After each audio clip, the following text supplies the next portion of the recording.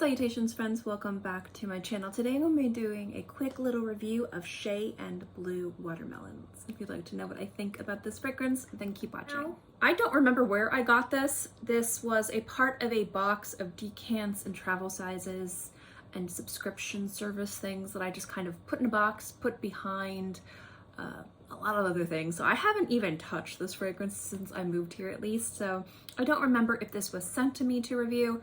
Whoever has this brand, that's the brand. And if I figure out who it is, I will link it below. Now, I am going to be decluttering my collection. I'm not going to be decluttering a crazy amount. Probably some of the more fragrances I am not super inspired by, or fragrances I don't wear too much. So I will let you guys know about that because some people do ask me about decluttering. And I will probably also be doing like a huge decluttering of like decants and things like that. So I'll let you guys know about that. But I was interested in trying this fragrance, and it's been something I've been wearing for the past few weeks since the start of my little room remodel that seems to be taking forever.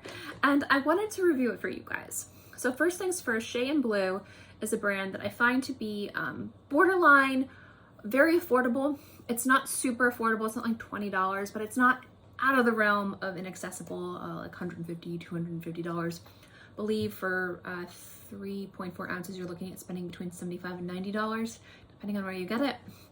So it's not crazy expensive. Now, watermelons is a fragrance that I was really excited for. Actually, when I took this out of the box, I was like, ooh, because winter hadn't quite started yet. It was still really humid here, and I was excited to wear something very playful and something very easy, especially when I'm remodeling an entire whole room. It's taking forever. I do have very real feelings about this fragrance, positive and negative, but as a whole, I don't think it's a bad scent. With this fragrance, specifically the notes at the top, you have notes like watermelon and mandarin, you have honeysuckle, there's some green notes in here, there's vetiver. It feels very aquatic. It's a very juicy fragrance. Watermelon is a note I really like seeing in fragrances, especially like center stage. I think it's something that's very delicious, very juicy, very fruity, very playful, very youthful.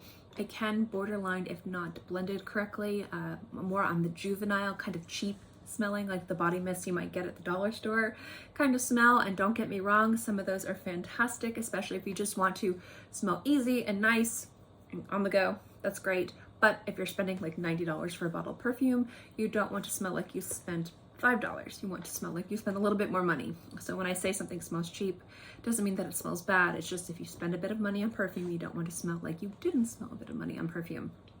Now, watermelons has something that I find is missing, and that's the big issue that I have with this fragrance. So the opening of this is very fruity, it's very juicy, it's very green. The mandarin I really enjoy with the watermelon. I like the honeysuckle in here. I think it's a really just beautiful flower that kind of adds a tiny bit of sweetness and some floral, just beautiful aromatics that work really well with the watermelon. The issue I have is the dry down, and it's not an issue, but a lot of times when we're looking at fragrances and we look at the opening, the dry down, and then kind of the lifespan of the fragrance, like after you've weared it a few hours, sometimes fragrances can be very linear, where it just smells the same, only it smells stronger in the opening, and then it smells lighter and softer closer to the end of the lifespan after about 5 to 6 hours or longer, depending on the longevity. Sometimes fragrances tell a story where they might start off really bright, really dazzling, really aldehydic, and they kind of get a little bit more floral, maybe a little bit more aromatic when those heart notes come out, and then they get more into the base notes. And so it kind of tells a little bit of a story on your skin, but the ride is very pleasant. It's kind of like this. I find the ride for this to be kind of like jolty, and I find that that kind of takes away from the real clever notes in this scent. Now, it is a very aquatic fragrance. It has very aquatic just feelings to it. It's salty, it's slightly briny, it smells a little bit musky, green, pithy, and I like the way those come together. I really like the way fragrances smell that smell aquatic, that smell a little bit sea-kissed, that smell a little bit briny, that smell green and musky. Those work so well for the environment that I live in, which is Florida. If you live in Florida, you know what I'm talking about. And I like the watermelon in the opening. It's playful, it's fun, it's flirty, it smells really nice, it's really juicy, it's really delicious. The problem I have is it's so disjointed in like the first hour to the end of the fragrance that I find it to be jolting, like it's jarring, and that's the problem I have with this scent. So longevity for this fragrance isn't crazy, but I don't expect crazy amounts of longevity. I get about 4, maybe 5 hours on my skin. The projection and sillage of this is moderate. You really won't be able to smell it if you are social distancing, but if somebody is like having a conversation with you and they're like a foot or two away, they'll be able to pick it up, so it is really nice in that regard. And I find that as a fragrance that is more, it smells saltier and brinier the farther out it gets, and the closer you get, it's a little bit sweeter and more fruity. But I wish that there was something to kind of take and soften the ride from the opening, the first hour, to this kind of like more aquatic, very kind of jarring, but still very pleasant for where I live, kind of aquatic fragrance.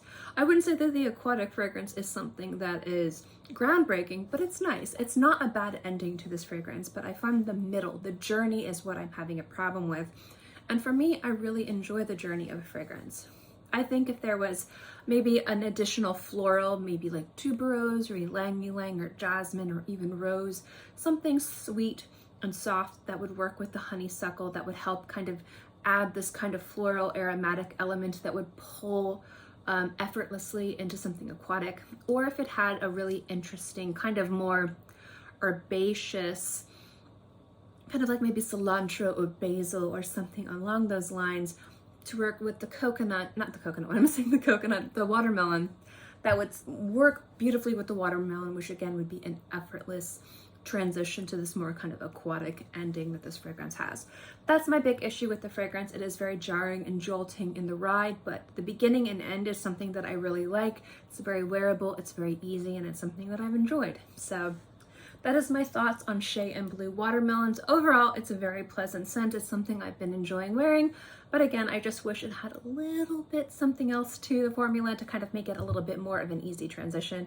But at the end of the day, it's really nice and I do really enjoy it. So that is my review of watermelons from Shay and Blue. I'd love to know what you guys think. If you've had the opportunity to try this fragrance, let me know what you think, positive or negative, or any other fragrances from this house you'd like me to try.